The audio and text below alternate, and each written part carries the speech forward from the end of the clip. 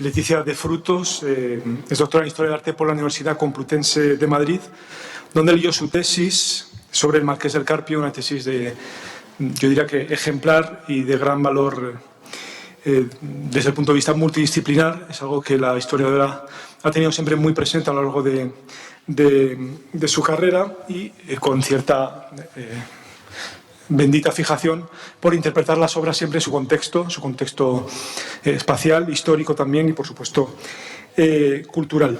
Desde entonces se ha ocupado de estudiar los modos y formas de transmisión de los modelos culturales entre España e Italia en la Edad Moderna.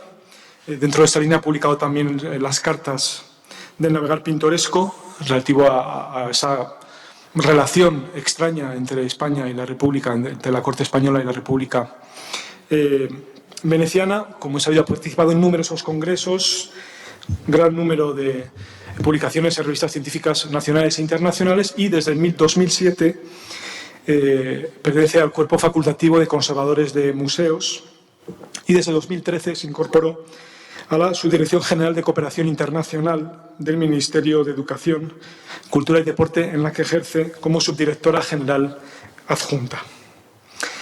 Sus investigaciones en la actualidad se enfocan desde una perspectiva holística de la obra de arte, entendida como testimonio y siempre parte de un contexto determinado y parte de un proceso histórico.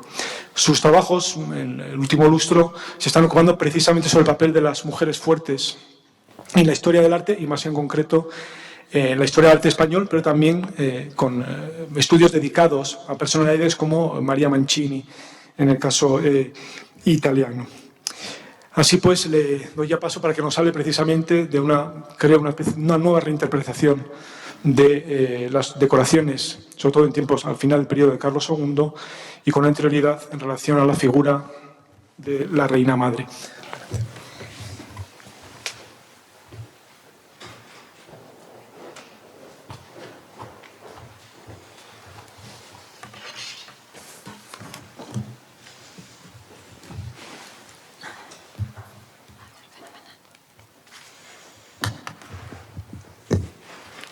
Gracias, Gonzalo. En el prólogo de la Aurora, Nietzsche menciona lo que entiende por filólogo.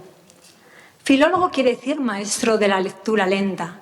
Este arte enseña a leer bien, es decir, a leer despacio, con profundidad, con cuidado, con atención y con intención, a puertas abiertas y con ojos delicados. Soy hija de filólogo y siempre me ha encantado la idea de entender los textos. Las imágenes, como las palabras, como los textos, también tienen un mensaje, y este mensaje está abierto siempre a interpretación.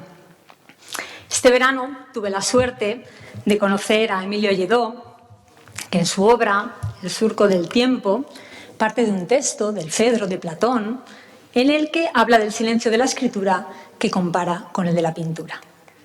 Dice así: porque es que es impresionante, Fedro, lo que pasa con la escritura y por lo que tanto se parece a la pintura.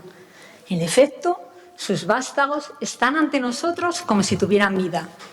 Pero, si se les pregunta algo, responden con el más altivo de los silencios. Es lo mismo que pasa con las palabras escritas.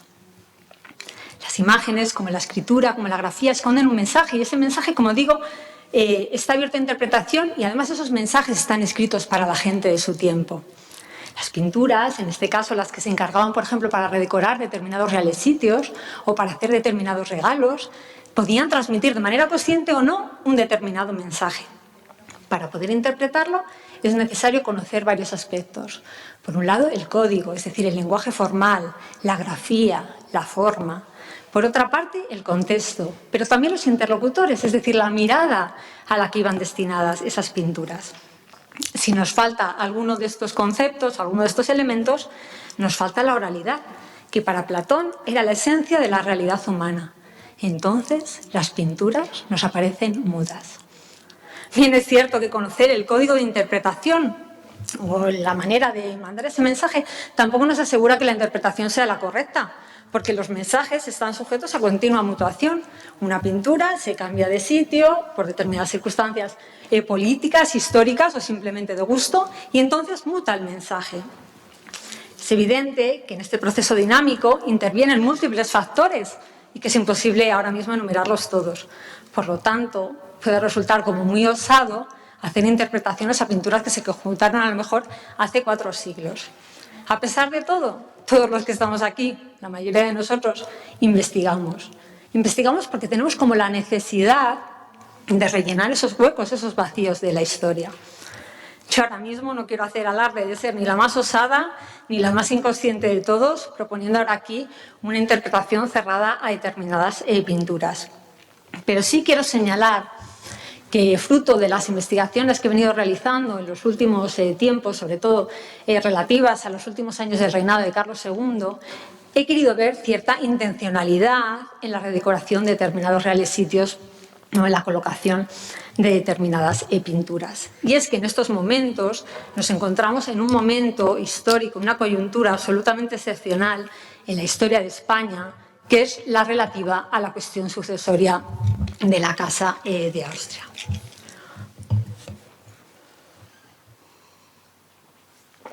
En mi contribución al catálogo ya intentaba hacer una aproximación o referirme a cuál era el motivo por el que determinadas pinturas del Seicento italiano llegaban a nuestro país, sobre todo en tiempos de Carlos II. La hipótesis de trabajo que yo proponía era: en estos momentos se necesita proyectar una determinada imagen del rey y, por lo tanto, este lenguaje italiano del siglo XVII se adaptaba perfectamente para proyectar esa imagen de Carlos II. En estos momentos me gustaría dar un paso más a esa pregunta. Está bien, se estaba proyectando una imagen de Carlos II, pero es que desde la última década del siglo XVII, es decir, desde los años 90, cuando contrae matrimonio con Mariana de Neuburgo, casi todo el mundo, a nadie le parecía, no era un secreto, el pensar que Carlos II fallecería sin descendencia. ¿Qué mensajes estaba transmitiendo entonces al resto de las cortes que de manera ávida se estaban casi repartiendo ya el pastel de la monarquía antes de que hubiera fallecido Carlos II? ¿Qué mensaje se estaba transmitiendo a través de estas pinturas? Esta es la pregunta que me gustaría proponer ahora. Y en este discurso veremos cómo va a haber determinadas mujeres protagonistas, como la reina madre Mariana de Austria, pero no solo, también las hermanas de Carlos II, desde la infanta María Teresa a la infanta Margarita o la archiduquesa María Antonia. Y es que en estos momentos las mujeres eran piezas esenciales del juego político de la Edad Moderna, y me gustaría, por lo tanto, ensartar, contextualizar esta interpretación dentro de un fenómeno contemporáneo conocido como la querella de las mujeres, del cual podemos tener ya antecedentes desde la Edad Media, desde el de Mulieribus de Boccaccio, por el que era un fenómeno en el que se intentaba justificar la presencia de determinadas mujeres fuertes en el poder. Por eso se aludía normalmente a mujeres bíblicas, como puede ser Ruth, Esther, históricas o mitológicas como Semíramis o Pantasilea, para justificar, por lo tanto, la presencia de estas mujeres. Para ello, me centraré en primer lugar, por lo tanto, en el contexto y en los personajes. Hablaré, por lo tanto, de estas mujeres y las intentaré presentar dentro del contexto político contemporáneo. Quiero resaltar sobre 2 conceptos que van a estar presentes a lo largo de este discurso. Por un lado, la idea de continuidad dinástica. Estamos, como digo, en los últimos años del reinado de Carlos II. Carlos II parece que, además, cada vez es más débil su salud y parece que puede fallecer sin dejar descendencia directa. Y, en segundo lugar, me gustaría resaltar el papel importante, la reivindicación de la legitimidad que van a tener las mujeres reinas en la construcción de la monarquía hispánica. A partir de este contexto, me gustaría centrarme, he seleccionado determinadas obras de arte que precisamente en estos momentos, a ninguno se nos escapa, que tienen evidentemente un nombre italiano, un nombre propio italiano, que es Luca Giordano. Me centraré en primer lugar en una interpretación de la decoración de la bóveda del Escorial. Pasaré brevemente por la del despacho de Aranjuez para centrarme con una interpretación que considero novedosa de la decoración del Salón de Espejos del Buen Retiro, para terminar con un pequeño capítulo de la decoración de uno de los espacios del Alcázar, que es el gabinete del Salón de los Espejos. Esta es, por lo tanto, mi hipótesis de trabajo. las preguntas que quisiera hacer a estas pinturas. Y precisamente gracias a la oportunidad que tengo de dialogar con ellas, quiero dar ahora las gracias al director de las colecciones reales, a José Luis Díez, a todo el equipo de Patrimonio Nacional, a Gonzalo Redín, gracias por haber contado conmigo. De manera muy especial a Carlos González Navarro y a Juan Fernández Mayoradas, porque sin su ayuda es posible que esta comunicación, que supone la presentación de unas determinadas líneas de investigación, no hubiera tenido la forma que hoy se presenta. Y a todos vosotros por estar aquí, por acompañarme y sobre todo por ser cómplices de este diálogo que quiero establecer ahora con las pinturas. Pues bien, comencemos rápidamente por dibujar el contexto político, estas mujeres a las que me he referido. No solamente me van a interesar las mujeres que se encuentran en el entorno de Carlos II, me interesan no tanto las que desempeñaron un importante papel en la educación y formación del rey, sino sobre todo, como ya he señalado, aquellas que han destacado en la línea de legitimación dinástica. Por lo tanto, me tengo que referir a la infanta María Teresa y a la infanta Margarita. Sabemos que ya Felipe IV las había dejado colocadas estratégicamente, pero ¿qué ocurrió? Que la muerte en 1646 del príncipe Baltasar Carlos había convertido a la infanta María Teresa ya en heredera de la monarquía hispánica. Se le había intentado casar con Leopoldo I, pero el nacimiento de Felipe Próspero en 1657, la firma de las Paces de los Pirineos, hace que finalmente la infanta María Teresa, como sabemos, contraiga matrimonio con Luis XIV, no sin antes haber renunciado a todos sus derechos sucesorios, como hubiera hecho años antes su tía Ana de Austria al casarse con Luis XIII. Nos queda la otra hermana de Carlos II, la infanta Margarita. Como lo habían conseguido casar a la infanta María Teresa con el futuro emperador, es decir, con Leopoldo I, lo que van a hacer finalmente es casar, a pesar de las diferencias de edad, a la infanta Margarita con el emperador Leopoldo I. Se firman las capitulaciones matrimoniales en 1663 y, a diferencia de lo que hubiera ocurrido con María Teresa, que había tenido que renunciar a sus derechos sobre el trono, en este caso no solamente los conserva, sino que estos se verían aumentados por las renuncias que habían hecho anteriormente María Teresa y su tía Ana.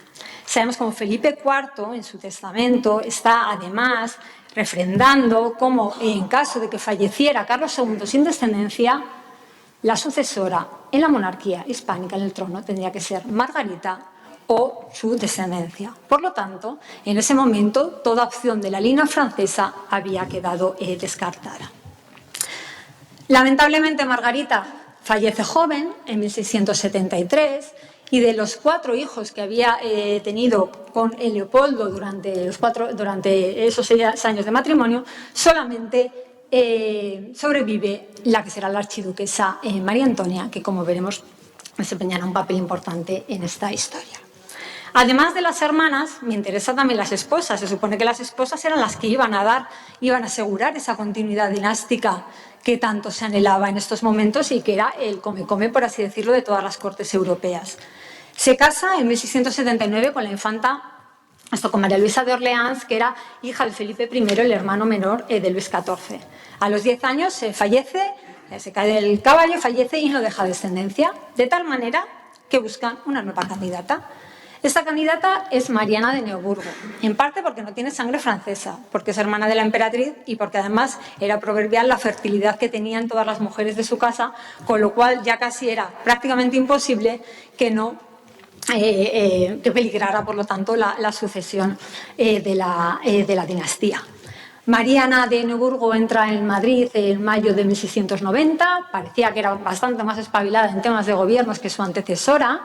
Destituye a todos aquellos que habían ocupado cargos en el anterior gobierno, se rodea de una camarilla alemana y esta camarilla alemana lo que hace es empezar a levantar las críticas tanto de la nobleza como del pueblo.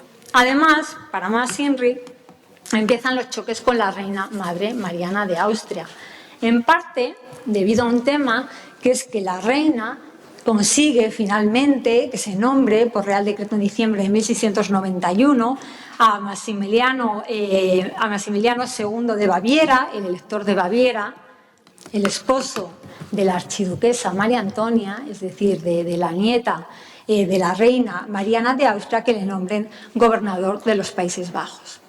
En esos momentos resulta que la archiduquesa María Antonia, es decir, la nieta de Mariana de Austria y por lo tanto la legítima sucesora en la línea dinástica de la monarquía, estaba embarazada.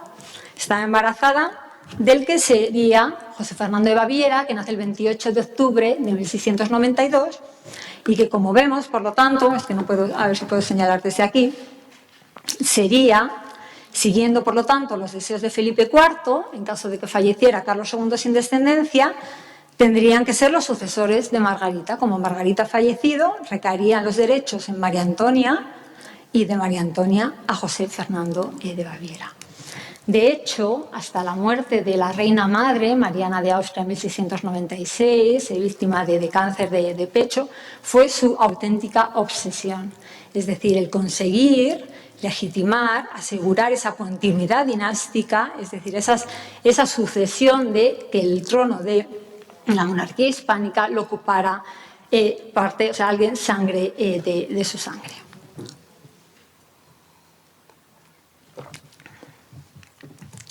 Comenzamos por un final que es un principio. La muerte de Felipe IV, el 17 de septiembre de 1665, que deja, como todos saben, a la reina Mariana de Austria como regente. Entonces, en ese testamento, como señalo, el rey ha indicado que en caso de que falleciera Carlos II sin descendencia, los que realmente tenían que continuar en esa línea sucesoria iban a ser los sucesores de la infanta Margarita. En esos momentos la reina madre se encuentra en una situación bastante compleja, no solamente porque el hecho de ser ya mujer era bastante complicado, sino porque, por ejemplo, el hecho de ser mujer y viuda lo era todavía más. Y si encima era reina, peor todavía. Ya, como dice Juan Luis Vives en su Instrucción de Mujeres Cristianas, evidentemente cuando una mujer moría su marido, ella moría con él. Y si además era mujer de rey, moría como reina, pero no moría como mujer. Por lo tanto, ¿cuál era la actitud que se esperaba de una mujer que encima tenía que hacerse con las riendas del poder y evitar, por lo tanto, caer en todas las críticas de tantas mujeres poderosas como Jezabel o Mesalina? Realmente esta era una situación bastante complicada. Y más complicada si hablamos desde el punto de vista político, ¿no? Estos contextos que tantas veces nos dan la clave para poder interpretar ciertas cosas. Sabemos que los yernos de Mariana de Austria, los que estaban casados tanto con las hermanas de Carlos II, es decir, el emperador Leopoldo, que estaba casado con Margarita, como Luis XIV, que estaba casado con María Teresa, es evidente que no van a dejar pasar la oportunidad de que se nos muere el rey, no deja descendencia, evidentemente tendrían que optar a tener ciertas aspiraciones sobre la sucesión en el trono. Y es que, de hecho, en 1668, en un tratado secreto firmado en Viena, ambos cuñados ya se habían repartido el imperio español en caso de fallecimiento del rey. Luis XIV lo había hecho aludiendo a un derecho de devolución de los derechos de su mujer María Teresa al invadir parte de los Países Bajos españoles, y a ello me referiré cuando hable de la interpretación de la importancia de la herencia de Borgoña al hablar de los frescos del Buen Retiro. De tal manera que en estos momentos Mariana tiene que legitimar su condición no solamente como mujer viuda, sino como mujer madre de rey y como mujer también regente. Tendrá que buscar, por lo tanto, determinados modelos que ayuden a legitimar esa condición. En este retrato conservado en el Museo del Greco, de Martínez del Mazo, que ha estudiado Mercedes Llorente, ya alude a la legitimación de estas condiciones de la reina madre. Pero además podía aludirse, según señalaba también Juan Luis Vives, a los modelos de determinadas mujeres fuertes de la Biblia, como podía ser Ruth, Judith, o incluso podía echar mano de otras reinas viudas de la historia. ¿Pero qué ocurría? Que reinas viudas de la historia en la Edad Moderna, en estos momentos, solamente tenemos a la reina Juana la Loca. Precisamente, la reina Juana la Loca era la reina titular de Castilla y transmisora de los derechos de Aragón, y había sido gracias a ella como los Austrias habían conseguido entrar en posesión de numerosos territorios hispanos. A esta línea femenina debían, por lo tanto, los Habsburgos, que era una familia nobiliaria del sur de Alemania. Se habían visto enaltecidos gracias a los sucesivos enlaces, como veremos, que habían tenido tanto con mujeres de la Casa de Borgoña como mujeres de Aragón y Castilla, y gracias a ello habían formado su imperio universal. Quisiera aludir ahora a un modelo presente también en este proceso de legitimación y necesidad de legitimación por parte de la Reina Madre, sobre todo del papel femenino, del papel que van a desempeñar determinadas mujeres en esta construcción de la grandeza de la monarquía hispánica, a un personaje que además nos va a vincular, nos va a relacionar con otro de los temas o de los argumentos que se han considerado genuinamente vinculados a la Casa de Austria, es decir, la piedad y la virtud coronada, un tema que ha estudiado brillantemente el profesor Antonio Álvarez Osorio. La Casa de Austria se había erigido siempre como paladín y defensora de la fe, y a pesar de que siempre planeaba, sobre todo la dinastía, una cierta santidad en el conjunto del linaje, es verdad que, a diferencia de lo que ocurría con otras cortes europeas que ya tenían desde la Edad Media reyes santos, nosotros carecíamos de un rey santo en nuestra genealogía. Legov ha comentado, Legov en su monografía ha comentado la importancia que tiene la canonización del rey San Luis, cómo había proporcionado a la cristiandad realmente un modelo indiscutible de santidad real.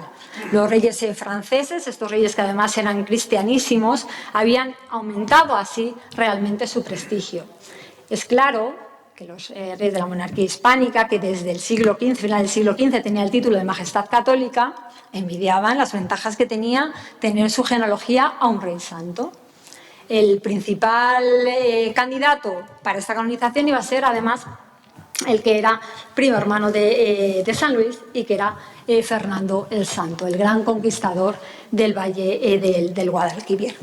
Aunque se había intentado ya esta canonización desde tiempos de Felipe IV, y el propio Murillo había participado en demostrar ese culto inmemorial al santo, hay que llamar la atención que va a ser en 1671, durante la regencia de Mariana de Austria, cuando realmente se va a conseguir esa canonización. Y desde entonces se extiende todo el culto de Fernando III a todos los reinos, y por así decirlo, todas las virtudes que había tenido el rey santo se proyectan tanto en los antepasados castellanos y aragoneses como en los propios monarcas, tanto en Felipe IV como en el monarca Carlos II.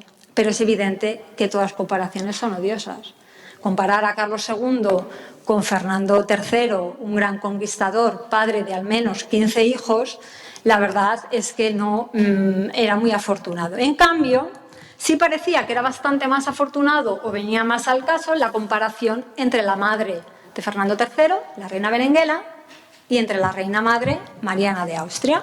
Las dos eran mujeres pías, las dos eran mujeres realmente castas, las dos habían tenido que gobernar la regencia con mano dura. Además, la reina Berenguela había abdicado a favor de su hijo Fernando III, y gracias a ello había conseguido la unión de la corona de Castilla y de León. Por lo tanto, en la reina Berenguela vemos ya una modelo de reina que vendría también a legitimar este papel de Mariana. Además, Berenguela era una mujer pía, una mujer que bajo su autoridad se construyeron las catedrales de Burgos y de Toledo, y de manera un poco casi señalando de manera anecdótica, sabemos que la reina Mariana de Austria, por ejemplo, en 1674, a poco de haberse canonizado al rey, traslada el hospicio cerca de la zona de la calle Fuencarral, que recibe el nombre del Hospicio de Ave María de San Fernando, y será para ese hospicio donde Luca Giordano ejecute este maravilloso lienzo. Es en este contexto donde veremos, por lo tanto, que existe una mujer que de manera inédita, de manera excepcional, debe manejar, por lo tanto, los hilos de la monarquía para asegurar que la monarquía pase de manera íntegra a alguien de su propia sucesión. Una monarquía que, precisamente, como veremos, se había construido la grandeza gracias a las mujeres que heredaban y que transmitían derechos. Y es en este punto donde ya me gustaría, habiendo hecho este contexto histórico, entrar ya en materia puramente artística, donde creo que tal vez no sea prestado la suficientemente, o no se ha prestado la suficiente atención a lo mejor a relacionar y vincular estas situaciones políticas excepcionales con luego después la comisión de determinados encargos artísticos. Creo que el estar aquí además en Patrimonio Nacional, que realmente todas sus colecciones son colecciones vividas o colecciones realmente con una historia detrás, creo que viene bastante al caso este tipo de interpretación ahora. Sabemos que en 1692 llega Luca Giordano. Luca Giordano era uno de los grandes, no tengo que hacer ahora aquí una apología de Luca Giordano, grandes artistas del Seicento. Felipe IV ya había intentado traerle en 2 ocasiones, pero no es hasta abril de 1692 cuando deja Nápoles y llega a nuestro país. Sabemos que no sin bastante ventaja o bastantes beneficios para el propio Luca Giordano y para su propia familia. En septiembre de 1692 lo encontramos ya decorando el monasterio de San Lorenzo del Escorial. Contamos con numerosas fuentes para conocer el desarrollo de la pintura de los frescos, desde las cartas del padre Talavera, las descripciones del padre Santos o el propio Palomino. Hay que señalar y destacar, como todos sabemos, que en estos momentos el Escorial se consideraba el monumento emblemático de la dinastía por excelencia. Además, era el escenario devocional de la piedad hispánica. Allí estaban, además, enterrados los monarcas. Le encontramos ejecutando en septiembre la escalera imperial del Escorial, en la que se ha interpretado como un canto alegórico a la dinastía de los Austrias. Todos, evidentemente, reconocemos y se ha llamado mucho la atención a la alusión, a la inspiración que tiene Luca Giordano en la Gloria de Tiziano, en la que aparecen Carlos V y Felipe II recibidos por la Santísima Trinidad. En estos momentos, lo que hace el Luca Giordano representa también a los antepasados y sobre todo representa también esa genealogía de reyes santos. Entre ellos están tanto Fernando III el Santo como el propio San Luis, recibidos también por la Santísima Trinidad. Pero ahora, en la Trinidad en la que me quiero fijar es en esta Trinidad regia, en la representación de Carlos II junto con su esposa Mariana de Neuburgo, pero también aparece Mariana de Austria. Estamos en unas fechas, estamos en 1692 y todavía aparece representada la Reina Madre. Me gustaría, para interpretar o para proponer una hipótesis de trabajo, echar unos años para atrás. Nos encontramos en 1677 y don Juan José de Austria lo que ha hecho ha sido conseguir desplazar a la Reina Madre Mariana de Austria, que se ha exiliado en Toledo, para él recuperar ese lugar o reivindicar ese lugar en el gobierno que el propio Felipe IV en su testamento ya le había negado. ¿Qué es lo que hace? Bueno, entre otras medidas, lo que me gustaría ahora fijarme sobre todo es el uso político que va a hacer también del arte. Lo que hace es entrar en un espacio tan privado como importante, no solamente para la Reina Madre, Mariana de Austria, sino también para la propia monarquía. Me refiero a la Capilla del Milagro de las Descalzas Reales de Madrid.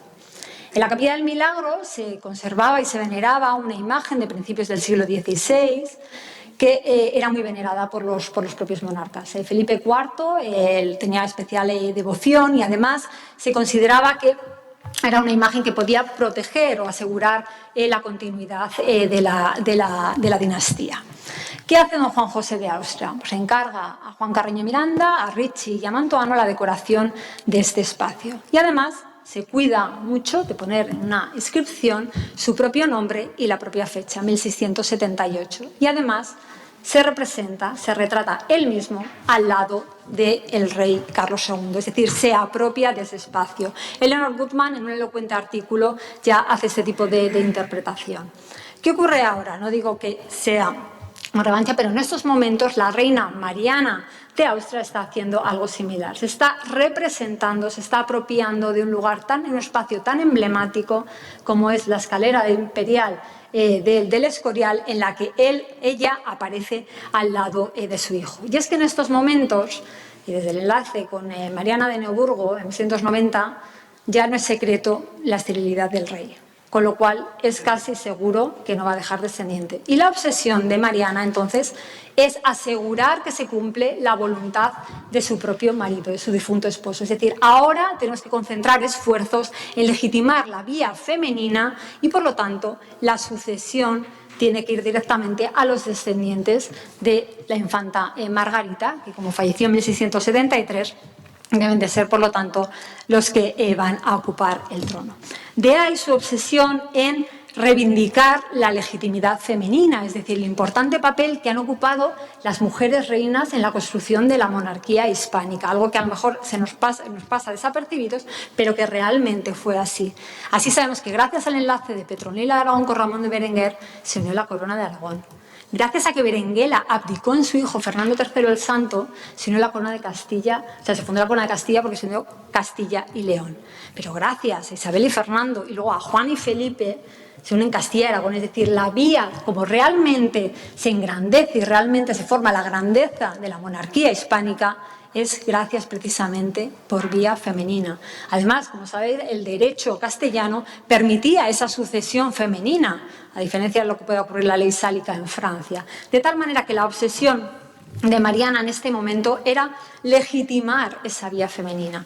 Me gustaría hacer ahora una breve interpretación muy rápida. Además hay aquí especialistas conservadoras como Carmen García Frías del Escorial para yo ahora hacer interpretaciones tampoco muy largas de este tema, pero me gustaría comentar en esta misma línea de legitimación de ese poder femenino dos bóvedas. En concreto, la primera que va a ejecutar después de la escalera, que es esta bóveda con la representación de la Encarnación, la que estaba cerca del altar de la Anunciación, y en la que, según el Padre Santos, dice que representa la Encarnación, pero también con la representación de la venida de los Reyes Magos. Lo que no cabe duda, y es común a todas las fuentes, es que en esta bóveda la protagonista es una mujer, la primera mujer fuerte de la Biblia, que es la mujer apocalíptica.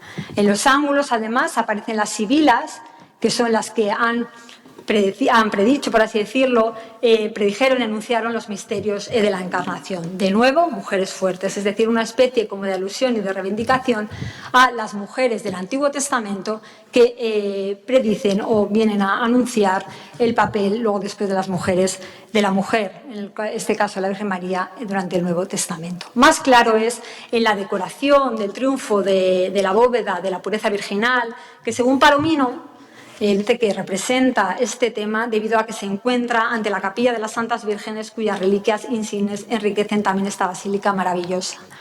Pero si vemos realmente qué es lo que se está representando, vemos que no todas las mujeres que se representan ahí son vírgenes, sino que también hay representación de mujeres fuertes.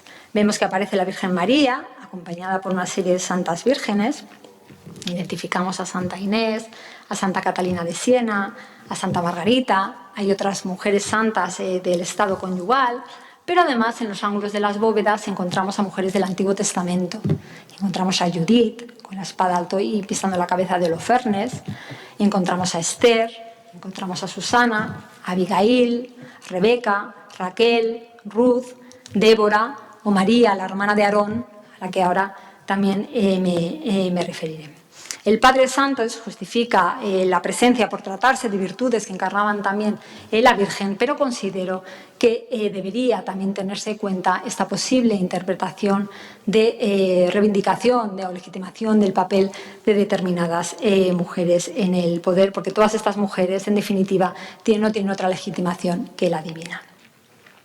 Al Escorial, y en esta misma línea de legitimación o de continuidad de legitimación dinástica, Giordano ejecuta en 1696 el Real Despacho de Su Majestad en Aranjuez. Ahí, como es de todos conocidos, representa a Carlos II bajo la efigie de la prudencia o de Jano, que sabemos que siguiendo a Ripa significaba. Los dos rostros significan que la prudencia consiste en una cierta y verdadera cognición, mediante la cual se ordena y dirige cuanto se debe hacer, naciendo tanto de la atenta consideración de las cosas pasadas como de las futuras. Estamos en 1696. El 13 de septiembre de ese mismo año, Carlos II, que ya había tenido bastantes recaídas de salud, acababa de firmar testamento a favor de José Fernando de Baviera. Es decir, estaba conectando y asegurando el pasado dinástico con el futuro, con la apuesta de futuro que era José Fernando de Baviera. Tal vez esta representación a Jano pudiera ser una alusión velada a esta situación. Y aquí llegamos a la parte que considero que pueda ser a lo mejor más novedosa, más osada, de interpretación de algunos de los frescos de Luca Giordano dentro de esta misma línea de necesidad de continuidad dinástica y de legitimación del papel de las mujeres. Me refiero a la decoración del salón de embajadores del Palacio del Buen Retiro. Estamos hacia 1697 y, según Palomino, lo que va a pintar ahí Giordano es la idea y origen de la Sagrada Orden del Toisón de Oro.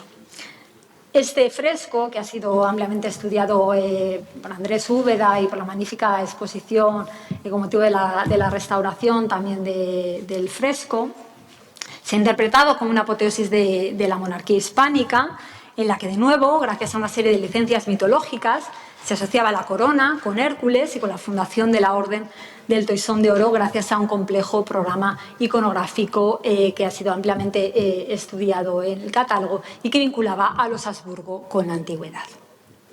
Ahora bien, la primera cuestión que yo me planteo, debido a las fechas en las que estamos, en las que se ejecuta este fresco y teniendo en cuenta este momento histórico excepcional en el que parece que la monarquía ya va a tener un posible sucesor, ¿no?, en la persona de José Fernando de Baviera, lo que me planteo es que ¿es posible que una obra de esta envergadura resulte ajena a esta cuestión?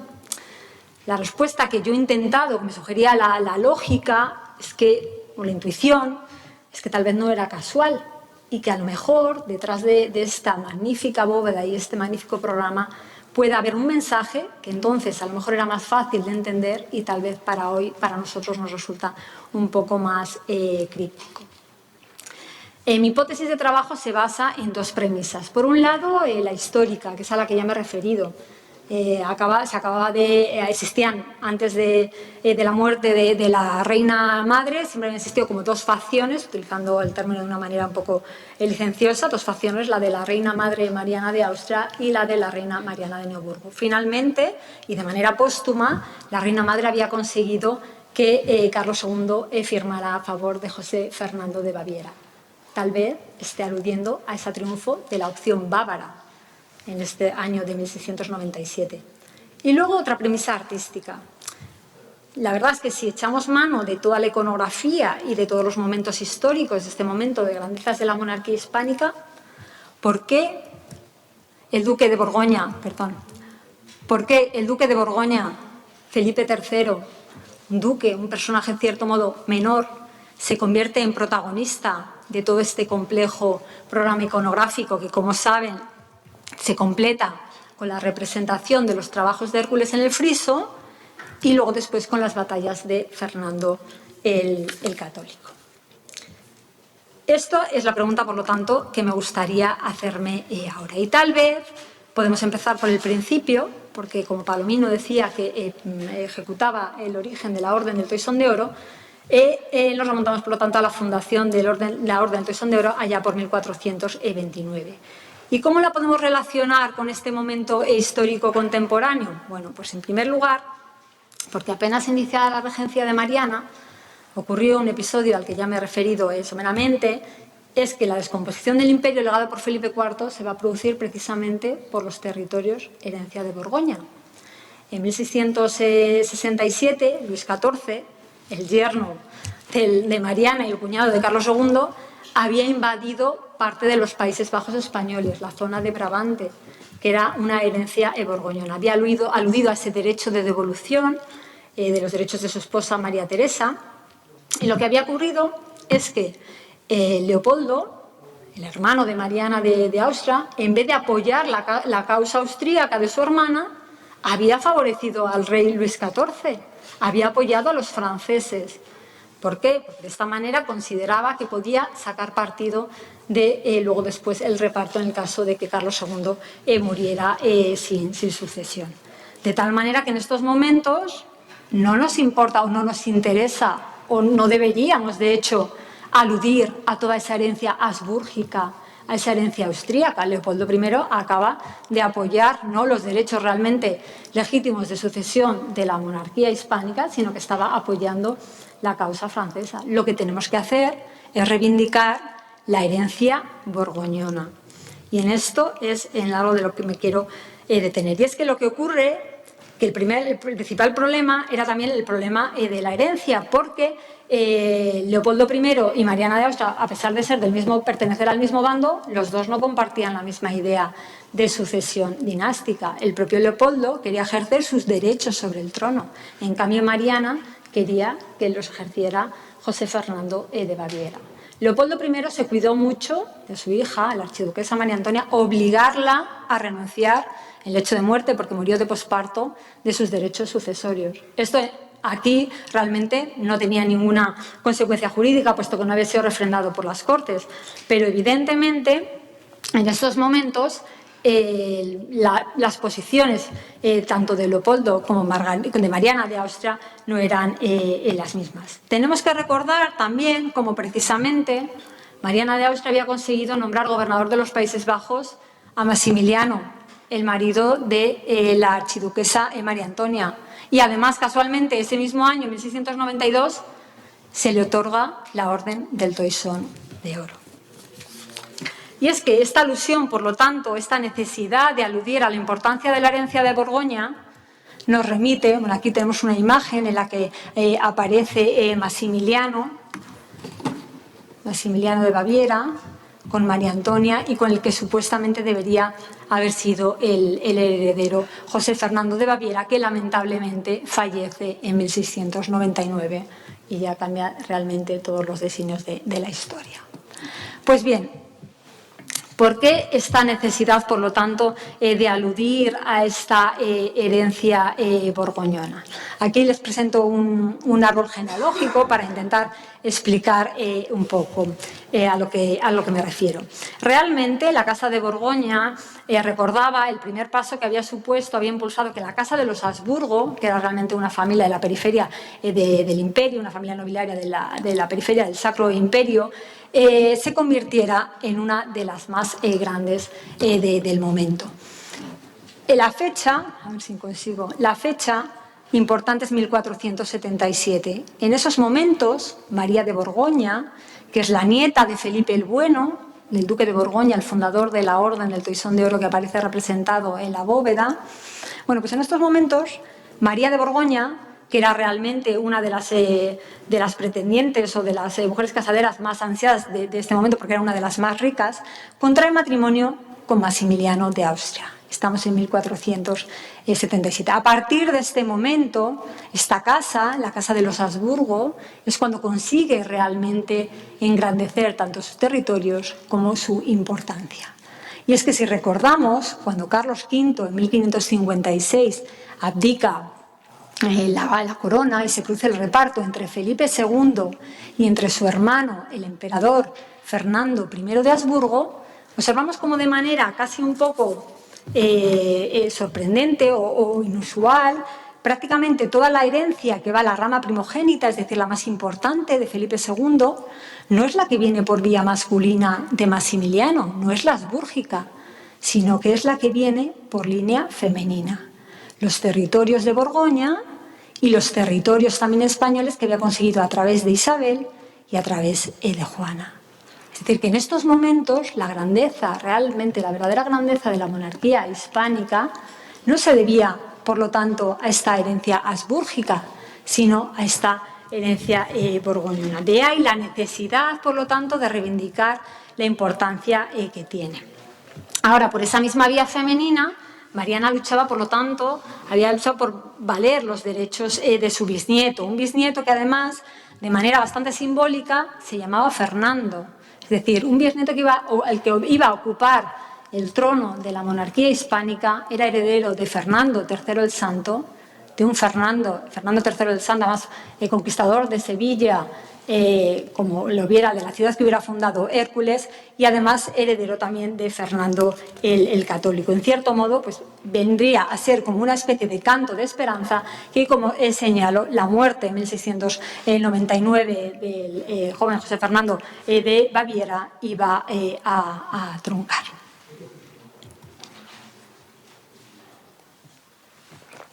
Para terminar, me gustaría en este paseo, en el que estoy presentando simplemente algunas pinceladas de investigaciones que pudieran tener luego después un desarrollo ulterior, pero simplemente son como preguntas que estoy haciendo a estas pinturas teniendo en cuenta este contexto, me gustaría referirme también al Alcázar. Si bien es cierto que durante el reinado de Carlos II prácticamente se señala que no se produce ampliación de las colecciones, sí es cierto que cuando estas se producen o existen determinada redecoración es con un motivo. Me voy a referir ahora al gabinete del Salón de los Espejos. Aquí quiero dar las gracias a Gloria Martínez Leiva y a Ángel Rodríguez Rebollo, que me han facilitado tanto el plano como luego después los comentarios que hemos hecho sobre la posible ubicación de este gabinete. ¿Por qué me refiero a él ahora? Porque se trata de un espacio que, aunque no sabemos con seguridad dónde podría estar ubicado, posiblemente unía la pieza ochavada, a ver si consigo, la pieza ochavada con el Salón de los Espejos y era por lo tanto un espacio de pequeñas dimensiones. Lo que observamos es que cuando se redacta el inventario a la muerte de Carlos II sufre una transformación decorativa importante. Como digo, la primera vez que aparece mencionado en los inventarios es en 1686, se refieren a él como en el gabinete que cae junto a la pieza ochavada. Se inventarían 19 pinturas, todas ellas son de pequeño tamaño, decorativas. Además, el lenguaje es un lenguaje flamenco. Hay pinturas de Bruegel, de Rubens, se ha identificado esta del Museo del Prado o bien esta Ceres visitando la casa de Cubadelsheim, pero en cualquier caso eran todas pinturas que parecían que se trataba de un espacio meramente de paso. ¿Qué ocurre a la muerte de Carlos II? En el inventario redactado en 1700 observamos cómo estas pinturas han desaparecido. Se ha producido un cambio, una transformación completa. Ahora lo que vemos es que el lenguaje ya no es el flamenco, el lenguaje es el italiano y además tiene un nombre propio, Luca Giordano. Y si además tenemos en cuenta que tienen en común todas las pinturas que aparecen representadas, las 8 primeras pinturas, todas ellas son mujeres y todas ellas son mujeres fuertes. Además, en el techo se coloca, como dice, el techo de dicho gabinete, 2 floreros de abate Andrea Belvedere con un retrato de su majestad y algunos muchachos. Tengo que pensar que si se trataba de un mero espacio sin significado alguno, no había necesidad de colocar un retrato del rey. Aparte de que cuando San Simón visita el Alcázar, se refiere a este espacio como uno de los más ricamente alojados. Quisiera ahora interpretar las pinturas que aquí aparecen en relación con el espacio en el que se encuentran dentro de esta misma línea que venimos comentando hasta ahora de legitimación de ese papel de las mujeres. Comenzamos por las 2 primeras pinturas. Se trata de 2 láminas que se encuentran en el Museo del Prado, son dos cobres realizados por Luca Giordano. Uno de ellos representa la una representa el viaje de Raquel y la otra de María en el Mar Bermejo. Raquel era una mujer aramea, era la segunda mujer de Jacob, una mujer de gran belleza, según dice la Biblia, la que Jacob se enamora rápidamente. Al principio, durante los primeros años de su matrimonio, parece ser que no tuvieron hijos, pero posteriormente ella engendra a José y a Benjamín y muere de posparto. De hecho, estos deseos de maternidad hacen que haya pasado a la historia como la madre amorosa por excelencia y también la madre que llora la muerte de sus hijos porque gracias a sus llantos puso fin a los sufrimientos de sus descendientes tras la destrucción del primer templo de la antigua Jerusalén. Pero es que además de ser una mujer madre, que por lo tanto protege tanto sus propios intereses de sus hijos como de sus descendientes, su nombre, de origen hebreo, significa la oveja de Dios y aquella que tiene criterio para gobernar. Me quedo por lo tanto con esta imagen de mujer fuerte, madre y además mujer que gobierna. El segundo caso, el caso de María, recoge un pasaje del Éxodo, el momento en el que María está cantando en las alabanzas a Jehová después de que Moisés liberara a los israelitas del faraón y haya cruzado el mar Rojo. Es María y no Moisés la que está cantando y entonando el canto de liberación, y así nos aparece, de hecho se la llama con María la profetisa y la teóloga de la acción liberadora de Dios. Es decir, es una mujer que aparece como intérprete de la voluntad divina y por lo tanto tiene una condición legitimada por Dios. No es la primera vez que Luca Giordano ejecuta estas pinturas. En 1687 había repetido estos mismos episodios para la iglesia de la Anunciata de Nápoles. Junto con estos dos cobres se mencionan también dos pinturas de una santa, Santa Brígida, a la que me quisiera referir ahora, porque resulta cuanto menos inquietante o un poco sorprendente que aparezca el culto de una santa sueca en un espacio como este. Santa Brígida es una santa sueca que nació a principios del siglo XIV, pertenecía a una familia nobiliaria importante. Tuvo con su marido 8 hijos, por lo tanto es también un modelo de mujer y de madre. Pero a la muerte de su esposo siente la llamada de Cristo y se dedica, según una serie de revelaciones que tiene, que luego después se publican, siente que tiene que fundar una orden tanto para hombres como para mujeres.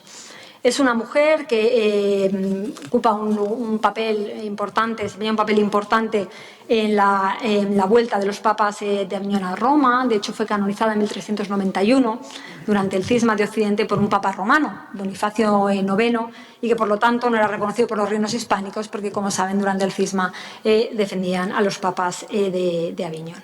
Por lo tanto, resulta que la devoción a esta santa puede parecer extraña en la península ibérica. Sin embargo, sabemos que la orden que fundó Santa Brígida llega a nuestro país en tiempos de Felipe IV, de mano de la venerable Marina Escobar. Su vida se publica en 2 volúmenes en Madrid en tiempos de Mariana de Austria.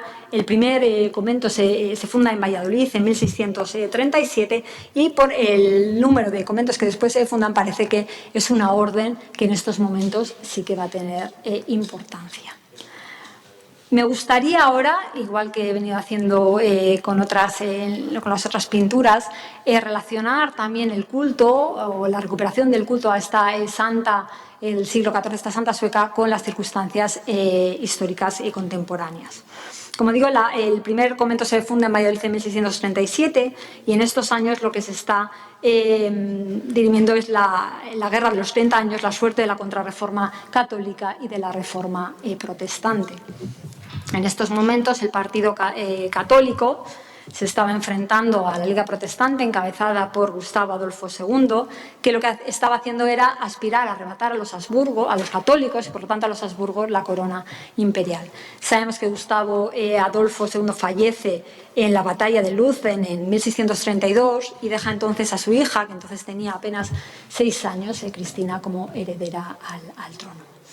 Aquí quiero ahora recuperar o relacionar el culto a la recuperación a esta santa sueca con también el hecho de que Cristina de Suecia se convirtiera al catolicismo en 1654 y además bajo la protección de la propia corona, es decir, bajo la protección de Felipe IV. En estos momentos la recuperación o la alusión, por lo tanto, a una santa sueca que además había defendido la vuelta de los papas de Aviñón a Roma y que además estaba aludiendo a este triunfo de la contrarreforma que había supuesto la conversión de la reina Cristina de Suecia, creo que es importante y relevante. De hecho, la conversión de Cristina fue una de las grandes victorias de la contrarreforma católica. En España se celebró, en otras cosas, el auto de Calderón, la protestación de la fe en 1656, en este auto se repite hasta 6 veces el estribillo de «¿Quién hallará mujer fuerte?»,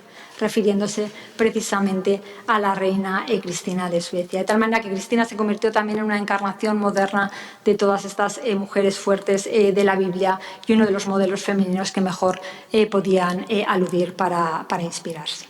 La pintura a la que me he referido, que se encontraba en el gabinete, se ha identificado con una conservada en el Museo del Prado. Se desconoce la procedencia o para qué lugar podía haber estado diseñada, puesto que tal vez pudiera ser una capilla debido al medio punto.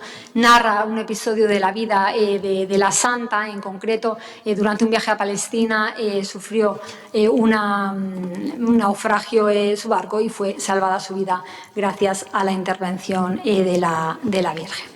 Además, como hemos visto en el inventario, se aludía a otras santas, como pudieran ser el Santa Águeda, el Santa Bárbara, el Santa Inés y Santa Catalina, que en definitiva estaban aludiendo, por lo tanto, a virtudes que pudieran tener todas estas mujeres. En cuanto a la interpretación que pudiéramos hacer de este espacio y también la fecha, hay que señalar cómo el hecho de que aluda que en el techo se encontraba el retrato de Carlos II con los dos floreros de Andrea Belvedere, al que se ha referido esta mañana, el profesor Redín. Bueno, Andrea Belvedere viene efectivamente a nuestro país gracias a Lucas Giordano, llega en 1694.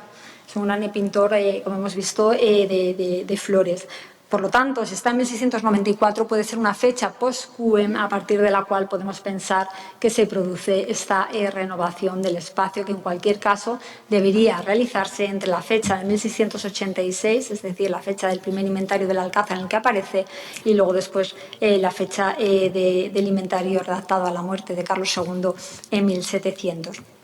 En cuanto a la interpretación, considero que la propia posición en la que se encuentra este gabinete del Salón de los Espejos, anejo, por lo tanto, a este Salón de los Espejos, en el que se había hecho una lectura explícita de esa continuidad dinástica de la dinastía de la monarquía española, con retratos tan emblemáticos como el Carlos V, la batalla de Mulberg de Tiziano, hasta luego después llegar al Carlos II de Lucas Giordano, que se acababa de colocar ahora. Evidentemente este espacio vendría, por lo tanto, en cierto modo, a reivindicar este papel importante de legitimación femenina de las mujeres en la construcción de la grandeza de la monarquía. Termino aquí con esta ponencia. Simplemente quería hacer una serie de preguntas, algunas de estas espléndidas obras que considero que son las que puedan definir o definen o retratan precisamente los últimos años del reinado de Carlos II. Me ha interesado sobre todo intentar contextualizarlas en estas circunstancias histórico-políticas excepcionales en las que una mujer, en este caso Mariana de Austria, tuvo que hacerse, por así decirlo, con los hilos, manejar todos los hilos y los designios de la monarquía en unas circunstancias realmente complejas. Para ello aludió y echó mano sobre todo de esa idea de legitimación de continuidad dinástica, es decir, de importancia que tenía que en el trono de la monarquía hispánica lo ocupara alguien que realmente era sangre de su sangre y la de Felipe IV, y también reivindicando ese papel fundamental que las mujeres habían desempeñado en la construcción de la grandeza de la monarquía. Sin embargo, se trata solo de preguntas a pinturas que de manera impasible y majestuosa nos responden con el más altivo de sus silencios. Gracias.